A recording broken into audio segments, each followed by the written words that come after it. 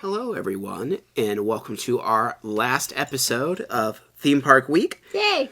Where we talk about Seaworld Orlando. This is their first year, or as they call it, their inaugural fear. This fun little catch thing they did there. So, I'm sure you probably are familiar. Busch Gardens has been doing Howl-O-Scream for quite some time now. I don't know exactly how long, but quite a while. And this, for the first year, they decided that SeaWorld Orlando would do one to kind of like, I don't know if I'd say compete against Halloween Horror Nights, but kind of add to the roster. Because there's like a lot of haunts and stuff in Orlando. So we were like, heck, this is the first year we were going to be there during that time anyways. We're like, we'll check it out. It's a lot cheaper than Halloween Horror Nights, but there is less. There's only 4 haunted houses and 4 scare zones. I think when we went on Friday night, it's going to change every day. All these parks do that. I think it was $40 to $45, something like that. Yeah. So not too crazy. And like fast passes were like $80 or something for the night we went. We did not do a fast pass. We did not need one. Yeah. It's not very busy, which was kind of nice. But yeah, so we're just going to kind of talk about our experience. If we think that it is worth your time and money to go. And, just kind of what we did, which we did pretty much everything for the most part that was there, actually. Mm-hmm. It's not the entire park. It only takes up a section of it. So there's actually, interesting enough, if you go, you do not go through the main gates. There's like a separate gate, like quite far down from the main gates that you go, because they'll let you in at 6, but the event doesn't start till 7. And when you go in, it's like a little opening area. It's not listed as one of the scare zones, but it kind of is a scare zone. And there's one of the bars there, and you can kind of stay there for a while you wait for the actual main gates to open. Yeah, the bar there was called Siren's Call. And how that one was? It was kind of weird because there was Siren's Last Call was what it was called. And there were girls kind of go-go dancing. Like go-go girls. Like they were just they were very scantily clad. They were kind of supposed to look like mermaids or, sirens or whatever. But they were kind of just dancing there. Yeah. Which was strange. But then they also had, they had like roaming, monsters around there. They had people on stilts. Yeah, a lot of people on stilts. They also had people in the haunt world. They're known as sliders. Mm-hmm. Where they have like the metal on their knees and their hands, and they slide across the floor. It's really freaky because like they get good at it, and they'll slide right up to you, and like even if you don't jump scare easy, it freaks you out because you're like, oh my god, this person is just sliding at me, and it's so unexpected, and you just think they're going to hit you. But they have a lot of practice, and they're trained really well, so they don't. But man, it was fun. I'll tell you, it really kind of was a good start to the evening. You're there, and like there's this bar with like those lasers and like hopping music, all these like go-go dancers. We just jokingly always called them strippers. They're not strippers. They're not stripping. But they are like dancing on like not really a pole necessarily, but there's like multiple poles because it's like a jail cell type of thing. That's why I'm saying like go-go dancers because they're usually in like a little cage or whatever, and they're just kind of dancing very scantily they're just dancing. clad. There's 4 of them at this one.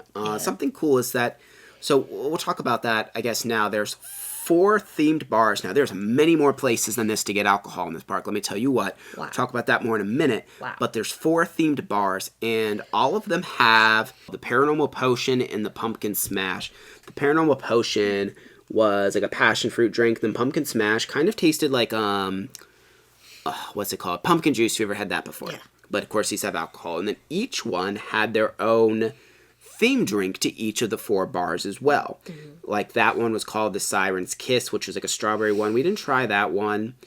And then one of the other bars, which was called the Poison Grotto, had like a poison apple drink. It was like a caramel apple drink, which was good. Very good. Longshoreman Tavern had a candy colored old fashioned. Didn't try that one. And Tormented was actually the only bar that we didn't end up going into. I don't know what the drink there was, but yeah, it was cool though because each bar did have its own theme, and like the Poison Grotto was probably my favorite one. It had like a lady on. I have actually had a footage of this lady like dancing around the ceiling, and they had like a whole thing that said Poison Grotto, and there was another like character that was like walking up on the terrace, I guess if you will. And they must have like a place where like some of the scare actors come in and switch out when they do their switch outs. Because there was a scare zone nearby that was like kind of like voodoo and witch themed. So those actors would actually come in and they would kind of terrorize you before they went back into their lounge to take a rest. Yeah. Because they actually cool. got me a couple times. Like I swear, this one woman, 3 times, she came after me. The first time she walks up to me and she's like, "You have hair like mine. I could always use more." And then she just walks away. And then I saw her a couple times when we walked through the scare zones, and she came up to me again each time saying something. And I think the last time she said something like, "I recognize you.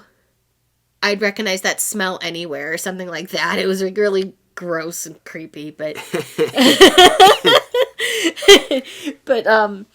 it was kind of cool to see them switch out but still be in character, you know. It was kind of cool like that. Yeah, the actors were really good, but another thing, like this place, like their goal, I think, was to just make sure that you were constantly having alcohol. Yes. Like there was these people, like they were everywhere. They had like big giant Jello shots that were in like a syringe, and they were $7. The only thing that sucked is they were cash only. Thankfully, Kim did have a 20 with her. I never have cash, so we were able to get a cherry one and an orange one, which were both really good. Mm-hmm. But like you're just in line for like the haunts, and they're just walking with their cart, just trying to just give you Jello alcohol. shots. And then, like, not just those 4 bars, but tons of other places. Like, almost every food stand had some kind of drink. And some of them had specialty drinks at the food stands, too. Yeah, because one of them had rum for your life. Which sounded really good, but we didn't get to try. We did a lot to drink there. Oh, and you could get double shots and everything for, like, $3.50. They would double the alcohol. I did that for the Poison Grotto one. Oof. Oh, wow. Yeah, we were feeling pretty good, like... You're feeling really good. Yeah, and the drinks were all really good and stuff too. But they weren't super expensive either, so it was like kind of like reasonable, and yeah, you could get drunk really quick there. Like, and because of it's much smaller than Horror Nights. It really kind of had more of a party-ish atmosphere to it. Yes, yeah, it really did. So the scare zones were, let's see, what were the scare zone themes? So there's Deadly Ambush, which is like a campground. They had Sea of Souls, which this one was really weird. This one is like way at the back of the park, and it's just dead-ended. The only thing that was back there, it's close to Mako, which they had 2 rides open, just 2. Mako, and then weirdly, the new River Ride, which gets you wet, which is a weird thing to have open at night, because I really want to ride that, but I didn't want to get wet and walk through haunted houses at night. Mako is great. We rode that. First time we rode it. Good. Really good to ride at night. But yeah, Sea of Souls is weird. It's just it's kind of just back there, and the only thing that's back there is the bars. There wasn't many people back at that scare zone at all. I think they kind of like didn't go back there because I don't think they knew that it was back there. Well, right, unless you were going there for the bar, there wasn't a haunted house. No, there wasn't anything. Yeah, it was strange. Frozen Terror, this one you like have to walk through. It's like right as you enter the main thing. Yes. And it's themed to like basically people that like died on a mountain or something, and they have like pickaxes and like the little poles you stick into mountains. Yeah. And they would like run up and hit them on the ground and make loud noises and be scary. And shovels. They had shovels too because they were shoveling snow, I guess. And then Witchcraft Bayou is the one that had witches and stuff like that, kind of like voodoo themed. This is the one where the woman kept talking to Kim. That was really cool. Now, another thing I really liked that they did here is they had roaming haunts. Basically, these are different groups of people. Now, the only one I actually know that we saw on here is called the Creatures, because it says there's sirens, there's the Creatures, which are we'll talk about what they are in a minute, and then there's the Minions. So the Creatures, what these people are, is they are just dressed in camouflage, and they have like little rattle cans, and they'll hide in bushes randomly throughout the park, and like you hear, and then you'll hear and then they'll randomly just jump out of the bush at you. Really, really weird and creepy, but they're not always there. They will move to different parts of the park and take over certain sections of bush. Yeah. And I guess they're actually known, like, for Busch Gardens is known to have these characters, and they're actually known as bush people. Yeah. And they will they'll just hide throughout the park and just scare the crap out of you and jump out of a bush, because they literally look like a bush. Now, they have the sirens, which we did see a lot of sirens, but I don't know if I ever saw a gang of sirens traveling around trying to scare us. Yeah, no, because there was a show. Yeah, there was a show. that was Siren's song. Yeah. And it was basically the sirens, like, beckoning you and Right. killing people and doing all that stuff. And- But I didn't see them just roaming around. And then there's the minions, which kind of says they're occult zealots, which we did see a roaming chainsaw gang, so maybe that was them. I don't know, but there were people with chainsaws that would just be randomly throughout the park, and they would chase with chainsaws, which is good. Kind of like how Universal used to do in the Simpson zones, except these people just travel throughout. So it's kind of cool. There's the set scare zones, and then randomly certain areas will become scare zones temporarily. I really like that idea. I wish more theme parks would do that, because like the Bush people scared the crap out of me. There was this one guy. Well, we'll start talking about the haunts now. So I think the first haunt we'll talk about is this, because it leads in. It's called Dead Vines. There's like this fence that you kind of walk. It's not a fence. It was like a wall. Like a wall. And you have to walk between these two walls to get into the queue line, because it's kind of like outside of where you normally go for the park. And there was just a bush person who was dressed in camouflage, and he randomly just pops right out of the corner as I'm starting to enter the queue in front of me and, like, scared the crap out of me. It was pretty funny. But yeah, so that haunt was Dead Vines, and it is actually themed to, like, garden. There's a lot of camouflage people there, and it's like, basically the plants are like, what says, the ravenous plants. So, like, evil plants, evil plant people, that kind of thing. And it was pretty creepy. This one was one of our favorites. I think it was our second favorite. It was pretty creepy. We went through this one twice, and both times got us quite a few times. A lot of misdirection because of how well they're hidden. Like, there's some of them you just cannot see until they're in front of your face. All the haunts here were pretty short. I will say that, but they were pretty scary, though. I would say they were scarier than, like, Universal's. Yeah. As far as, like, how they made you feel and how aggressive the actors were, because they don't just have, like, a boo pedal they click on that makes the thing happen. Like, they actually are in your face. And yeah, this was more like a traditional haunted house. Correct. Where they were actually making the noises, and they were actually doing the haunt. Yeah, like, there were, like, scares. no animatronics, actually, like, in any of these haunts. Like, next to none. Maybe a couple, but almost nothing. It was like the occasional body flopping about, like one of those kind of animatronics, yeah. but that's about it. That's about it. Our least favorite was the hotel one, which is right when you enter the park. I did want to do it again, but we didn't end up doing it because we were kind of tired, I think. But it's called Water's Edge, and this one was extremely short. It wasn't bad, but they didn't get as much in this one because this one like doesn't have a full covering, so when it's daylight, you can kind of see stuff a little bit. Yeah. So, yeah, this one was probably one of the least favorite ones, but it wasn't too bad, though. And then we went to one that's called Beneath the Ice, which it says it's basically a base camp, like in Antarctica or something, embedded in snow. You were here to find survivors. You'll wish you hadn't. So it looks like these are like signs or something. This one was creepy because like it was very dark. There was a lot of like metal walls where they would just hit the metal walls and just create lots of loud noises and stuff like that. Yeah, this one was pretty good. This one I liked. And the theming I didn't really. I mean, it was okay. The theming was okay, but it was just creepy because of how dark it was, and they just kind of came out of nowhere. Yeah. They had it. The way they set these up was really strange because you constantly were going around like these really sharp corners. And it was set up really odd, and they just had like a lot of like walls just set up like this, and it was very disorienting because like you'd think there should be somebody behind this wall, but then it would be like something over here, and it was just very it was very confusing but very effective. Yeah, I like that one. And then our favorite one is Captain's Revenge. This is probably the longest and most elaborate of the haunts. It's kind of like walking through like a haunted ship, I guess, if you will. There's a cool treasure room, a lot of really good misdirection scares. Some guy scared the crap out of Kim. Like, I don't know, he stepped on your foot, I guess, a little bit, but still. Oh, yeah, he came out of like there was mesh, like seaweed and mesh and all this stuff on this wall. And he came through it at me. And yeah, he stepped on my foot. And that was what really scared me. Because all of a sudden I had like a foot on my foot. And then he was like right here in my face coming at me too. And it was like, oh.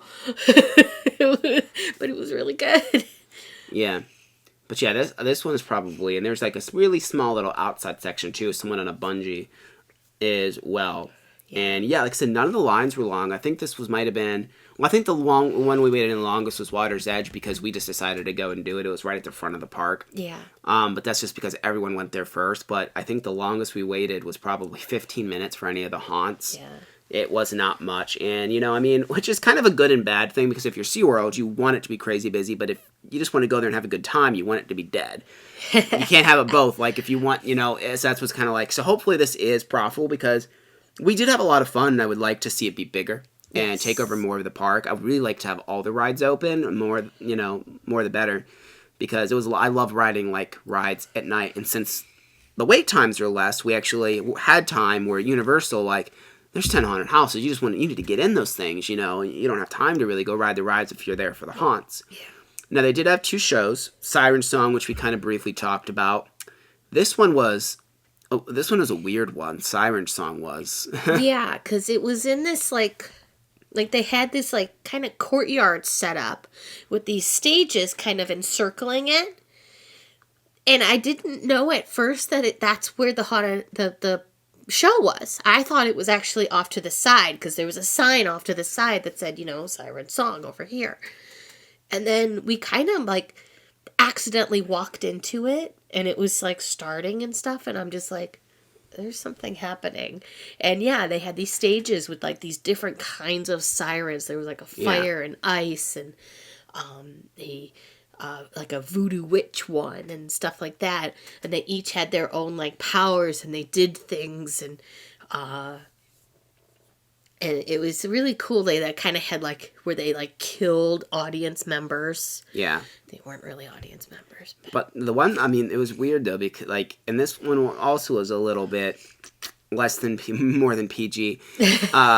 There's one point they take one of the audience members and they give him a lap dance before they make his girlfriend kill him. And so it was weird. They were kind of scantily dressed and they were doing their little grinding and all of that kind of thing as well. But it was interesting. It wasn't very long, and so you don't have to, like, really wait. It just kind of happens in the middle of the one area that's kind of like a point where you kind of have to go through to get to other stuff. Mm-hmm. And the other show is called Monster Stomp. Now this is more of your traditional in a theater show. This one, it was okay. Some of the stuff could have been a little better, like the audio tracks when they were, because, like, there actually are people singing, and, like, the audio wasn't mixed very well at certain points, so, like, you couldn't really hear them singing because, like, it's like the music was blaring so loud. I did really like there was a section with these people with knives that were doing this cool, like, musical number with these knives on this coffin. Yeah, like, that was really cool.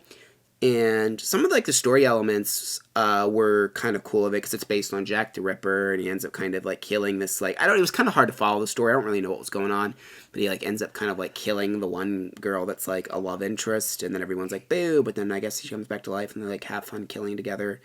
Yeah. And they do this musical number to Evanescence's, what is it? Bring Me to Life. Bring Me to Life, which I was like, ugh.